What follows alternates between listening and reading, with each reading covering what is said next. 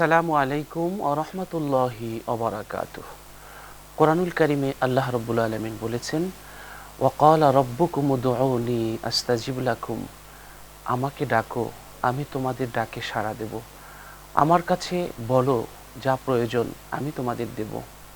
আমার কাছে চাও, আমার কাছে দোয়া করো, আমি তোমাদের দোয়া কবুল করব। এই পৃথিবীতে একটি দরবার আছে যার দরজা কখনো বন্ধ হয় না, যেখানে এসে কেউ কখনো শূন্য হাতে ফেরে না, যেখানে কোনো প্রহরী থাকে না, যেখানে কাউকে বঞ্চিত করা হয় না। সেটা হলো আল্লাহ রাব্বুল আলামিনের দরবার। আমরা ইফতারের পূর্ব মুহূর্তে জীবনের গুনার বোঝা নিয়ে সেই মহান প্রতিপালকের দরবারে ধর্ণা দেব। আমরা হৃদয়ের সবটুকুন শ্রদ্ধাকে উজাড় করে দিয়ে আবেগ আপ্লুত কণ্ঠে আমরা আমাদের দুঃখ বেদনা কষ্ট যন্ত্রণা সব কিছুর কথা একমাত্র আল্লাহর কাছেই বলবো। আসুন আমরা আল্লাহর কাছে দোয়া করছি। আল্লাহুম্মা আমিন।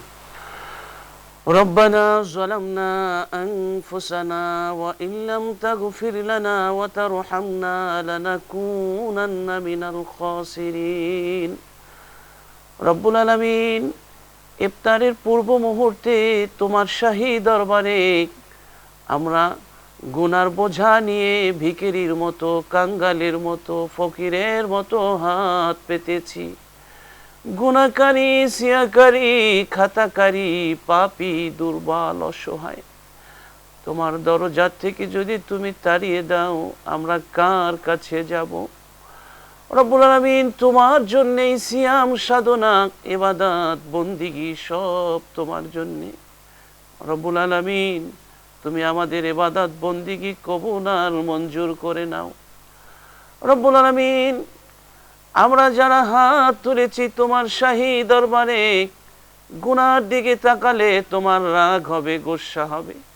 গুনার দিকে নয়, মিনতি, ফরিয়াদ আর আকুতি মুখের দিকে তাকিয়ে মোদের জিন্দিগির সমস্ত গুনাহ খাতা মাফ করে দাও।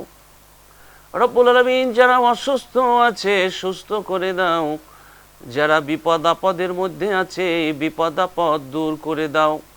রব্বুল আলামিন, আসমান এবং জমিনের বরকতের দুয়ার আমাদের জন্যে তুমি খুলে দাও। রব্বুল আলামিন, সকল বাধা প্রতিবন্ধকতার চড়াই উতরাই পেরিয়ে সাফল্যে পৌঁছার তৌফিক আমাদেরকে দান করো। সুবহানা রাব্বিকা রাব্বিল ইজ্জাতি আম্মা ইয়াসিফুন ওয়া সালামুন আলাল মুরসালিন ওয়ালহামদুলিল্লাহি রাব্বিল আলামিন।